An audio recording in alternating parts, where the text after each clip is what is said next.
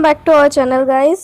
तो आज हम पढ़ने जाएंगे क्या पास्ट प्रोग्रेसिव हमारा रह गया था, पास्ट परफेक्ट प्रोग्रेसिव, तो उसको हम कंप्लीट करेंगे। देन हम फ्यूचर टेंस में जाएंगे या फ्यूचर टाइम्स में जाएंगे। एंड फ्यूचर टाइम है क्या, कहाँ लगता है, क्यों लगता है, कैसे लगता है, वो सारा हम डिस्कस करेंगे विद एक्टिविटीज़। तो चलिए हम शुरू करते हैं पास्ट परफेक्ट प्रोग्रेसिव। तो what is past perfect progressive? Past perfect progressive for a past action in progress for some time when another action took place as in। तो वो कह रहा है कि पास्ट प्रोग्रेसिव हम उसको कहते हैं जो पास्ट में एक एक्शन चलता होगा, मीन्स कंटिन्यू होगा जब तक दूसरा एक्शन जगह ना ले ले। समझ में आया? मतलब एक काम हो रहा है और तब तक चल रहा है जब तक उसका सेकेंड काम ना आ जाए, वो भी पास्ट में। तो यहाँ पे एग्जाम्पल क्या दिया हुआ है, they had been driving for 2 hours when their car broke down. तो एक काम चल रहा था, यहाँ पे वो लोग क्या कर रहे थे, वो लोग ड्राइविंग कर रहे थे 2 घंटा से लगातार। कब तक ड्राइविंग कर रहे थे? जब तक वो लोग का कार ब्रोक डाउन नहीं हो गया। समझ आया? तो एक काम चल रहा था, कब तक चला? 2 hour तक चला ड्राइविंग का काम। एंड कब बंद हो गया? दूसरा काम जब आ गया, जब वो लोग का कार ब्रोक डाउन हो गया, देन वो काम स्टॉप हो गया। समझ आया? तो अब हम इसका फॉर्म्स पढ़ेंगे, positive form, negative form and interrogative form. तो पॉजिटिव फॉर्म से ही मेन याद रखना चाहिए हमें, और पॉजिटिव फॉर्म से ही हम बाकी का फॉर्म्स बना सकते हैं। तो पॉजिटिव फॉर्म क्या है? Subject plus had been plus verb ING plus object. ठीक है, तो सब्जेक्ट और हैड बीन लगता है, यहाँ पे कोई हैव, हैज, हैव नहीं है, ओनली हैड बीन लगता है। तो नेगेटिव फॉर्म क्या है? Subject plus had not been. यहाँ पे देखो, हैड के बाद नॉट लगता है, उसके बाद बीन लगता है, ना कि हैड बीन नॉट लगता है। ओके, वो रॉन्ग हो जाएगा। तो subject plus had not been plus verb ING object. Interrogative form कैसे होता है? Had plus subject plus been plus verb ING. हमारा यहाँ खत्म हो गया पास्ट परफेक्ट प्रोग्रेसिव एंड उसका फॉर्म खत्म हो गया। तो हम नेक्स्ट पढ़ेंगे उसके बारे में कुछ एक्स्ट्रा और उसके यूजेस पढ़ेंगे। तो चलो देखते हैं हम सिंगुलर फॉर्म। सिंगुलर फॉर्म हमको पता है क्या होता है, आई, यू और ही, सी, इट। प्लूरल फॉर्म क्या होता है, वी, यू और दे, देम, एक्सेट्रा एक्सेट्रा। ठीक है, तो यहाँ पे हम फर्स्ट क्वेश्चन सिंगुलर फॉर्म पढ़ेंगे। आई हैड बीन ईटिंग, मैं खा रही थी उस समय। फिर मतलब उस समय खा रही थी, एक काम हो रहा था। जिस पास्ट का मैं बात कर रही हूँ उस समय ये काम हो रहा था, लेकिन ऑलमोस्ट ऑल ख़त्म हो गया था। जिस मतलब मैं मेरे घर मेरी फ्रेंड आई है एंड मुझे क्वेश्चन कर रही है, उस समय तुम क्या कर रही थी। टेंस दिया हुआ है और सिंगुलर दिया हुआ है, सिंगुलर प्लूरल दिया हुआ है और पर्सन दिए हुए हैं, first person, second person and third person. तो फर्स्ट पर्सन सिंगुलर फॉर्म क्या कहता है, I had been eating. I had been eating का मतलब क्या है, मैं खा रहा था। जिस समय का बात तुम कर रहे हो उस समय मैं खा रहा था, काम एक कंटिन्यू चल रहा था, ख़त्म नहीं हुआ था जब तक मैं दूसरा काम ना कर लिया हूँ। तो मेरा खाने का काम चल रहा था जब जिस समय का बात तुम कर रहे हो, मेरा खाने का काम चल रहा था। अगर उसके बाद कुछ किया होगा तो तुम उस समय का पूछी नहीं हो मुझे, तो जिस समय का पूछी हो मैं उस समय का आंसर कर रहा हूँ कि मैं खा रहा था। फिर I had not been eating, मैं उस समय खा नहीं रहा था। हैड आई बीन ईटिंग, मैं खा रहा था क्या। फिर सेकेंड पर्सन में होता है you had been eating, you had not been eating, had you been eating. तुम खा रहे थे, तुम नहीं खा रहे थे, क्या तुम खा रहे थे।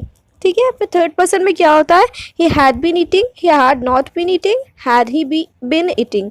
वो खा रहा था, वो नहीं खा रहा था, वो खा रहा था क्या। ठीक है, फिर प्लूरल फॉर्म में क्या है, we had been eating, we had not been eating, had we been eating. हम खा रहे थे, हम नहीं खा रहे थे, हम खा रहे थे क्या। They had been eating, they had not been eating, had they been eating. ये है थर्ड पर्सन और इसका मतलब क्या होता है कि वो लोग खा रहे थे, वो लोग खा नहीं रहे थे, क्या वो लोग खा रहे थे। समझ में आया? ऐसे होता है हमारा टेंस, वो भी किसका, पास्ट परफेक्ट प्रोग्रेसिव का। इसका मतलब मैं हिंदी में समझा दी, मे बी आपको समझ आ गया होगा। तो यूजेस हम पढ़ते हैं, चलो कहाँ कहाँ यूज़ होता है ये।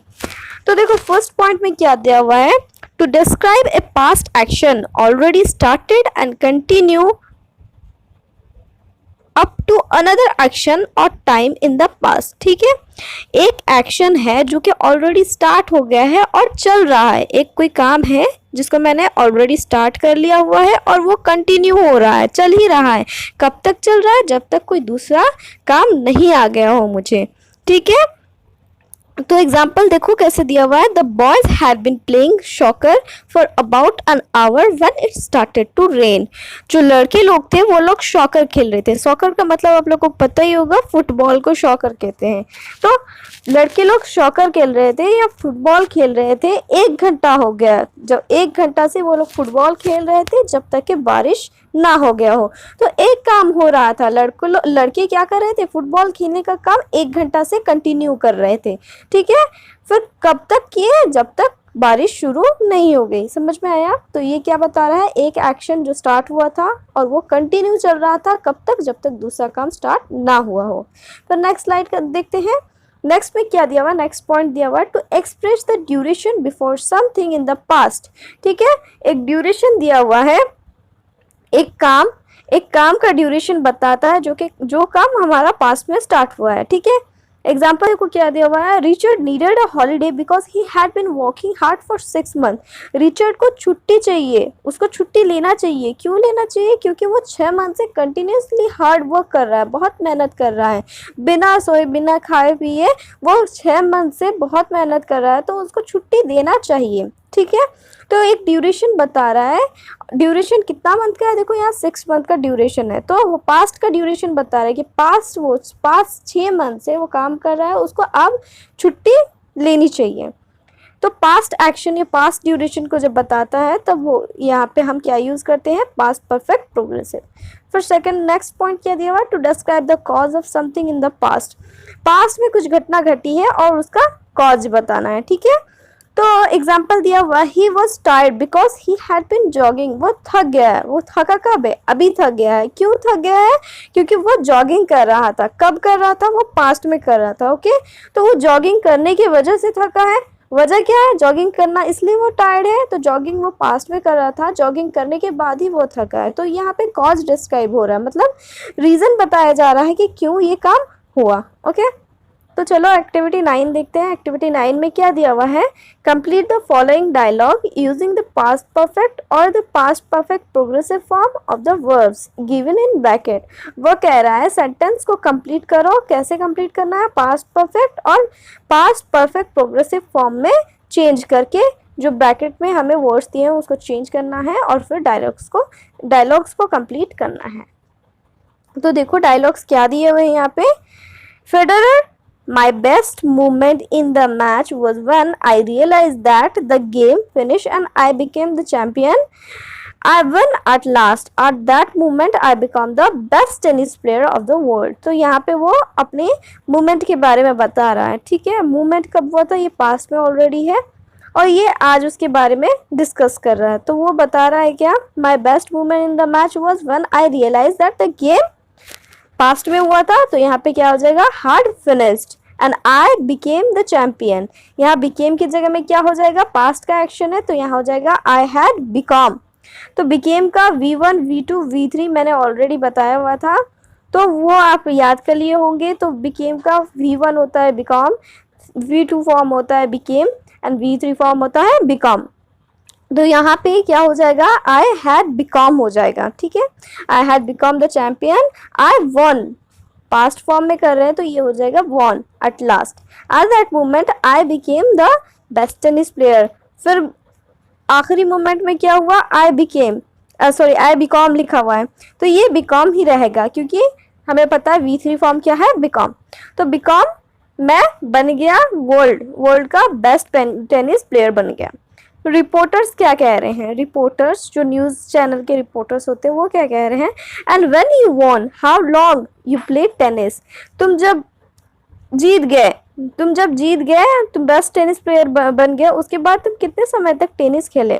ठीक है, तो वो पास्ट का एक्शन है और पास्ट का बारे में आज डिस्कस हो रहा है। तो हमें यहाँ पे क्या करना होगा? How long had you been playing tennis, और कितना समय तक तुम टेनिस खेले थे।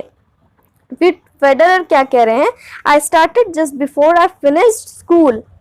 मतलब वो कह रहे हैं कि स्कूल जब मैं ख़त्म किया था उसके बाद से मैं टेनिस खेलना शुरू कर दिया था। That means I had been playing for about 6 years when I won the Wimble Wimbledon. तो विम्बलेडन का जब मैं टेनिस जीत गया था उसके बाद से 6 year कंटिन्यूसली टेनिस खेला था। फिर रिपोर्टर्स क्या कर रहे हैं, you beat some good players before you won that tournament. वो टूर्नामेंट खेलने से पहले तो कुछ अच्छे प्लेयर्स को बीट किए थे, मीन्स हरा दिए थे। तो यहाँ पे हम बीट का क्या कर देंगे, हैड बीटन कर देंगे, क्योंकि ये पास्ट में हो रहा है। फिर फेडरर क्या कह रहा है, yes ever since I started as a tennis professional I, क्या होगा ये, I had been winning games regularly until my injury. जब तक मैं इंज्योर नहीं हो गया, जब तक मुझे चोट ना पहुंच गई, तब तक मैं प्रोफेशनल वाइज टेनिस खेल रहा था और हर बार मैं जीत रहा था। गाइस एक्टिविटी 9 यहाँ पे ख़त्म हो गया है। फिर हम नेक्स्ट स्लाइड को जाते हैं। चलिए, तो नेक्स्ट स्लाइड में देखो स्टैटिव वर्ब्स मैंने दिया हुआ है। आप लोग कंफ्यूज थे स्टैटिव वर्ब्स क्या होता है क्या नहीं होता है, तो यहाँ पे मैंने डिस्क्राइब कर दिया स्टैटिव वर्ब क्या है। जैसे कि हमें पता है स्टैटिव वर्ब को हम कंटिन्यूस फॉर्म में यूज़ नहीं कर सकते। यहाँ पे एग्जांपल्स दिया हुआ है देखो। तो stative verbs are verbs that describe a state rather than an action. When describing states they never take the continuous. तो स्टैटिव वर्ब्स क्या है, एक स्टेट को डिस्क्राइब करता है एक्शन के अलग, मतलब एक्शन के अलावा वो स्टेट को, एक्शन का स्टेट को डिस्क्राइब करता है, और जब वो डिस्क्राइब करता है तो वो कंटिन्यूस फॉर्म में कभी भी यूज़ नहीं होता है। जैसे कि स्टेटिव वर्ब्स देखो यहाँ पे दिया हुआ है लाइक, करेक्ट यूजेस क्या है इसका, आई लाइक यू। इनकरेक्ट यूजेस क्या है, आई एम लाइकिंग यू। तो आई एम लाइकिंग यू जो है वो कंटिन्यूस फॉर्म है, तो यहाँ पे लाइकिंग जो है वो रॉन्ग हो जाएगा। दैट्स वाई हम क्या यूज़ करते हैं, आई लाइक यू। फिर लव है, आई लव यू, ये सही फॉर्म है, लेकिन आई एम लविंग यू ये रॉन्ग फॉर्म है। कभी भी कोई भी ये नहीं कहता कि I am loving you, okay, हमेशा कहते हैं आई लव यू। फिर hate, I hate you, I am hating you कोई नहीं बोलता, क्या कहते हैं, I hate you. Appear, it appears to be cloudy, ये कैसा दिखा जा रहा है, बादल बादल दिख रहा है, बारिश होने वाली है, लेकिन ये हम कभी नहीं कह सकते कि it is appearing to be cloudy, ये रॉन्ग फॉर्म है, ठीक है। तो होप करती हूँ कि आप लोग को स्टार्टिंग वर्ब्स में कोई कन्फ्यूज़न नहीं होगा। दैट्स वाई मैंने ये फॉर्म आपके लिए लेके आया, आपके लिए बनाया था। फिर नेक्स्ट हम नेक्स्ट स्लाइड को चलते हैं। देखिए future time, what is future time, तो फ्यूचर के बारे में हम पढ़ेंगे। तो फ्यूचर टाइम क्या है, डेफिनेशन देखिए उसके। The future time is a verb tense used for a future activity और a future state of being, ठीक है। फ्यूचर टाइम एक वर्ब है जो कि फ्यूचर एक्टिविटी को या फ्यूचर स्टेट को बताने के लिए यूज़ किया जाता है, समझ रहे हैं। जैसे कि यहाँ पे एग्जांपल दिया हुआ है, I will jump in the lake, मैं लेक के अंदर कूद जाऊंगी कह रही हूँ, कूदी नहीं हूँ। लेक के अंदर कूद गई होती तो ऑलरेडी यहाँ विल नहीं लगता, ठीक है। तो यहाँ विल का मतलब है फ्यूचर एक्टिविटी जो कि फ्यूचर में मैं करने जा रही हूँ। अगर तुम मेरी बात नहीं मानोगे तो मैं लेक के अंदर कूद जाऊँगी, तुम मेरी बात मान लो मैं नहीं कूदूँगी, मतलब अभी तक वो काम कंटिन्यू, मतलब कूदी नहीं है लेक के अंदर, कूदने वाली है, ठीक है। तो ये हमें कैसे पता चला, विल की वजह से हमें पता चला कि ये एक्शन फ्यूचर का है, ओके। फिर देखो way of expressing the future time, कैसे हम अपना फ्यूचर टाइम को एक्सप्रेस करते हैं या बोलते हैं। अनीता से Bini, what are you doing this afternoon, would you like to go shopping with me. तो अनीता पूछ रही है, बताओ बिनी तुम इस आफ्टरनून को क्या कर रही हो, मतलब बिनी कह रही है, बिनी सुबह उसको पूछ रही है, सॉरी अनीता बिनी को सुबह में पूछ रही है कि बिनी बताओ तुम आफ्टरनून में क्या करने वाली हो, क्या तुम मेरे साथ शॉपिंग जाना पसंद करोगी, ठीक है। तो अनीता जो है वो फ्यूचर का प्लानिंग उसको पूछ रही है, फ्यूचर का एक्टिविटी बिनी को पूछ रही है कि फ्यूचर यानी कि मतलब मॉर्निंग में पूछ रही है कि तुम आफ्टरनून उसके लिए उस वक्त फ्यूचर हो जाएगा, क्योंकि हम मॉर्निंग की बात कर रहे हैं लेकिन हमारा फ्यूचर का काम क्या है हम अभी तक डिसाइड नहीं किए हैं, इसलिए वो बिनी को पूछ रही है कि ये आफ्टरनून तुम क्या करने वाली हो, क्या तुम मेरे साथ शॉपिंग जाना पसंद करोगी, अगर तुम्हारा कोई काम नहीं है तो चलो मेरे साथ शॉपिंग चलते हैं। कब जाएंगे हम, आफ्टरनून को जाएंगे, ओके। बिनीता कह रही है, oh sorry I can't, I am going to finish my homework before the evening, my uncle and aunt are coming to our house. तो बिनीता कहती है, मुझे माफ़ करना मैं नहीं जा सकती शॉपिंग तुम्हारे साथ, क्यों, क्योंकि मुझे शाम होने से पहले अपना सारा होमवर्क कंप्लीट करना है, क्योंकि मेरे घर मेरे अंकल और आंटी आ रहे हैं। ठीक है, आ रहे हैं मतलब फ्यूचर का काम आए नहीं है, उसके घर अभी तक पहुंचे नहीं है, बट आने वाले हैं। हो सके वो रास्ते में होंगे, लेकिन मुझे क्या करना है, अपना होमवर्क कंप्लीट करना है। कब कंप्लीट करना है? इवनिंग से पहले कंप्लीट करना है, जो कि मैंने अभी तक किया नहीं है। अब मैं घर जाऊंगी तुमसे बात करने के बाद, फिर मुझे अपना होमवर्क कंप्लीट करना है, मतलब वो भी काम फ्यूचर में होगा। ठीक है, तो अनीता कह रही है you will help your mother won't you, तुम अपनी मम्मी का हेल्प कर दोगी, नहीं करोगी क्या? कौन पूछ रहा है ये? अनीता पूछ रही है। फिर बिनीता कह रही है ऑफ कोर्स, हाँ ज़रूर मैं करूँगी ना।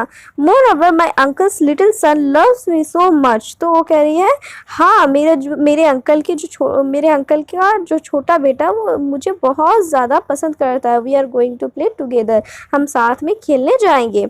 तो ये सारा काम फ्यूचर में हो रहा है। ये एक्शन हमें कैसे पता चल रहा है? यहाँ पे जो इटलिक वर्ड्स दिए हुए हैं, इटलिक वर्ड्स में लिखे हुए हैं, उससे हमको पता चल रहा है कि ये सारा काम फ्यूचर टाइम में होने वाला है। तो अनीता कह रही है that will be great, bye, have a nice time. वो कह रही है वाओ ये तो अच्छी बात है, ठीक है मैं चलती हूँ, बाय, और अब अच्छा टाइम बीते तुम्हारा।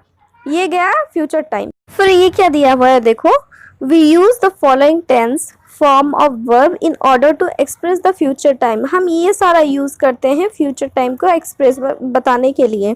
तो फर्स्ट में क्या दिया हुआ, with the help of modals for simple future of an unplanned action as in. ठीक है, तो हम जब सिंपल फ्यूचर एक्शन को बताते हैं या हम कोई अनप्लान्ड एक्शन के बारे में बताते हैं, तो हम क्या यूज़ करते हैं? मॉडल्स यूज़ करते हैं। मॉडल क्या है वो मैं आगे बताऊंगी आपको। तो फिलहाल इतना ही समझ लो, जब सिंपल फ्यूचर होता है या कोई अनप्लान एक्शन होता है, जब हम कोई प्लान फिक्स नहीं किए होते, तब हम मॉडल यूज़ करते हैं। देखो एग्जांपल क्या दिया हुआ है, wait a minute I will come with you. ठीक है, ये अनप्लान एक्शन है, मुझे पहले पूछा नहीं गया था, बट अभी आप पूछ रहे हो तो अचानक से, तो मैं बता रही हूँ ठीक है 1 मिनट वेट करो, मैं आपके साथ आ रही हूँ। ओके, विल जहाँ लगा, ये विल और शाल ऐसे कैन, कुड, में, माइट, ये सारा मॉडल्स होते हैं। ठीक है, तो मॉडल्स क्या होता है, विल जो किसी चीज़ के बारे में डिस्क्राइब करता है वर्ब की जगह में। ठीक है, मेन वर्ब की जगह में जो डिस्क्राइब करता है उसको मॉडल्स कहते हैं। तो यहाँ पे वो क्या बोल रहा है, हाँ 1 मिनट रुको मैं आपके साथ आऊँगी। आऊँगी, विल का मतलब आऊँगी, अभी तक गई नहीं हूँ लेकिन मैं जाऊँगी। ठीक है, फिर देखो सेकंड में क्या हुआ है, B going to plus verb. यहाँ बी गोइंग टू मतलब यहाँ बी के जगह में क्या होगा, इज, आम, आर लगेगा, फिर गोइंग टू प्लस वर्ब लगेगा। For future fulfilment of present cause और indication and future action with present intention और डिसीजन एज इन। तो यहाँ प्रेजेंट कॉज, प्रेजेंट में कोई कारण है जिसकी वजह से मैं फ्यूचर में वो काम करने वाली हूँ, तो वहाँ पे क्या लगता है, B going to plus verb लगता है। ठीक है, प्रेजेंट के कॉज की वजह से, प्रेजेंट का कुछ इंडिकेशन की वजह से, प्रेजेंट का कोई काम की वजह से, अगर मेरा फ्यूचर में मुझे कोई काम करना हो तो वहाँ पे मैं be going to plus verb लगाऊंगी। एग्जाम्पल देखो, there are dark clouds in the sky, it is going to rain. मुझे दिख रहा है आसमान में काले बादल हैं, तो मैं इसको कॉज के रूप में लेके मैं क्या बोलने वाली हूँ कि बारिश होने वाली है। तो मुझे पता नहीं है कि बारिश होगी या नहीं, लेकिन हाँ इंडिकेशन दे रहा है कि काला बादल मुझे बता रहा है कि बारिश होने वाली है। तो यहाँ पे मुझे क्या लगा, it is going to rain, is going to rain मतलब be going to plus verb. फिर देखो next example, we are going to leave for Puri tomorrow morning. हम कहाँ जा रहे हैं? पूरी जा रहे हैं। कब जा रहे हैं? कल सुबह जा रहे हैं। तो हम कल Puri, we are going to leave, हम जा रहे हैं पूरी कल सुबह। तो अभी तक हमारा पैकिंग नहीं हुआ है, लेकिन हमारा प्लान बन गया कि कल सुबह हम पूरी जाने वाले हैं। तो आज का कॉज या इंडिकेशन की वजह से शायद वो लोग का पैकिंग चलता होगा, तो आज के कॉज की वजह से हम कल सुबह पूरी जाएंगे। ओके, फिर प्रेजेंट प्रोग्रेसिव फॉर्म में क्या होता है, देखो प्रेजेंट प्रोग्रेसिव फॉर्म कहाँ पे लगता है, for a planned or arrange programme of a future action as in. वो कह रहे हैं कि अगर ऑलरेडी कोई फिक्स्ड प्लान हो या कोई चीज़ को मैं मतलब कोई प्रोग्राम को मैं अरेंज करके करती हूँ फ्यूचर के लिए, तो वो उसमें हम कौन सा फॉर्म यूज़ करेंगे, प्रेजेंट प्रोग्रेसिव फॉर्म यूज़ करेंगे। ठीक है, मतलब मुझे कोई काम है, मैं ऑलरेडी प्लान कर रही हूँ, मुझे कल एक किटी पार्टी रखना है, उसके लिए मैं आज से प्लान कर रही हूँ या अरेंजमेंट कर रही हूँ, तो वहाँ पे क्या लग जाएगा, प्रेजेंट प्रोग्रेसिव लग जाएगा। तो एग्जाम्पल देखो, the chief minister is meeting the governor tomorrow morning. तो हमारे जो चीफ मिनिस्टर है, चीफ मिनिस्टर मुख्यमंत्री, वो क्या कर रहे हैं, गवर्नर को मीट करने कल सुबह जा रहे हैं। गवर्नर यहाँ पे कौन होगा, राज्यपाल होगा। तो the chief minister is meeting the governor tomorrow morning. तो कल सुबह हम तो कभी भी कोई भी ऐसे वीआईपी इंसानों से ऐसे नॉर्मली नहीं मिल सकते, अपॉइंटमेंट लेना पड़ता है। तो ऑलरेडी फिक्स प्लान है, प्लान किया हुआ है, अपॉइंटमेंट लिया हुआ है, तभी वो मीटिंग करने जाएंगे। ओके, इसलिए क्या हो गया, मैं एडवांस में प्लान करके रखी हुई थी, अपॉइंटमेंट लेके रखी हुई थी, तभी मैं कल सुबह जाऊंगी उनसे मिलने। तो चीफ मिनिस्टर भी अपॉइंटमेंट लेके रखे हुए थे, इसलिए वो कल सुबह जाएंगे गवर्नर या जिलापाल से मिलने। ठीक है, तो ये हो गया प्रेजेंट प्रोग्रेसिव, मतलब मैं अभी से प्लान करके रखी हूँ, अभी से अपॉइंटमेंट लेके रखी हूँ, इसलिए वो काम कल होगा फ्यूचर में। प्रेजेंट सिंपल फॉर्म कहाँ पे लगता है, अन ऑफिशियल प्रोग्राम। अगर कोई ऑफिशियल प्रोग्राम हुआ तो वहाँ पे प्रेजेंट सिंपल लगता है। Where future is seen as a fact, जहाँ पे फ्यूचर को एक फैक्ट के रूप में ग्रहण किया जाता है। जैसे कि देखो, टुमारो इज संडे, हमको पता है सैटरडे के बाद संडे आता है, तो आज सैटरडे होगा, तो वो कल के बारे में बात करें, टुमारो इज संडे, तो यहाँ पे क्या लग गया, प्रेजेंट सिंपल फॉर्म लग गया, नॉर्मल है। और ये फैक्ट भी है, सैटरडे के बाद संडे आता है। The match begins at 4:30 PM, match 4:30 4:30 बजे स्टार्ट होने वाला है। तो ये प्रेजेंट सिंपल हो गया, क्यों, क्योंकि ये फिक्स प्लान था और एक ऑफिशियल प्लान है। मैच ऐसे ही नहीं हो जाता, बहुत सारे ऑफिशियल चीज़ करने पड़ते हैं, उसके बाद मैच होता है, और वहाँ पे एक टाइम फिक्स होता है। इसलिए मैं यहाँ पे क्या यूज़ होगा, प्रेजेंट सिंपल फॉर्म यूज़ होगा। फिर नेक्स्ट स्लाइड को चलते हैं, मॉडल्स। तो मैं ऑलरेडी बता चुकी हूँ मॉडल्स किसे कहते हैं, क्यों कहते हैं, तो उसके बारे में थोड़ा एक्स्ट्रा हम पढ़ लेंगे। तो देखो, बहुत लंबा चैप्टर हो जा रहा है मॉडल्स का, और सोच रही हूँ नेक्स्ट क्लास में पढ़ा के फिर आगे का कंटिन्यू करूँ। ओके, क्योंकि ये वीडियो ऑलरेडी बहुत लंबा हो चुका है। तो ये जो टेबल है उसको लिख लीजिए एंड याद कर लीजिए, फिर मैं इसको समझाऊंगी नेक्स्ट क्लास में। तो हमारा वीडियो अगर अच्छा लगा हो then please like share and subscribe करें, और जो हमारे वीडियो में नए हैं वो प्लीज़ नीचे जो रेड कलर का सब्सक्राइब बटन है उसको प्रेस कर दें, बेल आइकन को प्रेस करें, जिसकी वजह से आपको हमारा वीडियो सबसे पहले मिल जाएगा और नोटिफिकेशन सबसे पहले मिलेगी, और अच्छे अच्छे वीडियोज़ आपको देखने को मिलेंगे। प्लीज़ लाइक एंड शेयर करें। अगर आपको कोई भी डाउट है देन कमेंट सेक्शन में प्लीज़ बताएं, और जो नए हैं पिछले वीडियोस का मैंने लिंक डिस्क्रिप्शन बॉक्स में दिया हुआ है, एंड आई बटन जो ऊपर में है वहाँ पे सजेस्ट किया हुआ है, तो आप डिस्क्रिप्शन बॉक्स से डायरेक्ट जाके लिंक पर क्लिक करके जा सकते हैं वीडियो पे, या तो सजेशन बॉक्स पे डायरेक्ट जो लिंक दिया हुआ है सजेशन बॉक्स पे क्लिक करें एंड आप डायरेक्ट वीडियो तक पहुँच सकते हैं। तो thank you so much. Tell me pretty lies.